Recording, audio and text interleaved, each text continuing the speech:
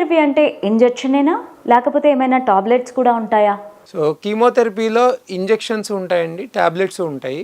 So ఇంజెక్షనా టాబ్లెటా మనం ఏది ఇవ్వాలి అనేది బేసికల్లీ పేషెంట్కి ఏ క్యాన్సర్ వచ్చింది, ఏ స్టేజ్లో ఉంది అండ్ పేషెంట్ వయసు ఎంత. ఒకవేళ ఇంజెక్షన్ ఇస్తే ఎక్కువ తట్టుకోలేడు అనుకుంటే ట్యాబ్లెట్ ఇస్తే ఇంకా బెటర్గా టాలరేట్ చేస్తాడా.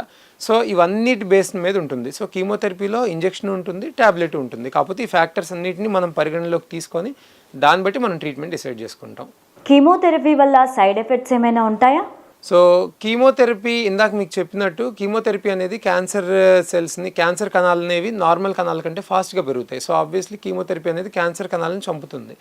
బట్ అది రక్తంలో నుంచి వెళ్ళడం వలన క్యాన్సర్ కణాలు అయితే ఎలాగైతే చచ్చిపోతాయో నార్మల్ కణాలు కూడా చచ్చిపోతాయి. సో ఆ నార్మల్ కణాలు చచ్చిపోవడం వల్లే సైడ్ ఎఫెక్ట్స్ అనేవి వస్తాయి అన్నమాట.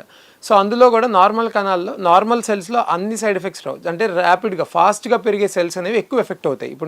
ఇప్పుడు సెల్ గ్రోత్లో కూడా కొన్ని బాడీ పార్ట్స్లో సెల్ గ్రోత్ అనేది కొద్దిగా స్లో ఉంటుంది, కొన్ని బాడీ పార్ట్స్లో సెల్ గ్రోత్ అనేది కొద్దిగా ఫాస్ట్ ఉంటుంది.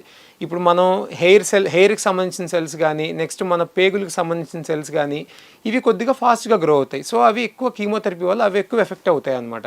సో అందుకనే కీమోథెరపీ తీసుకున్న పేషెంట్స్ని చూస్తే చాలా వరకు వాళ్ళు చెప్పే కామన్ కంప్లైంట్ ఒకటి జుట్టు రాలిపోతుందని, second thing vomitings, third thing loose motions. ఎందుకంటే ఎక్కువ నార్మల్ సెల్స్ ఎక్కువ ఎఫెక్ట్ అయ్యేది ఈ రెండు భాగాల్లోనే.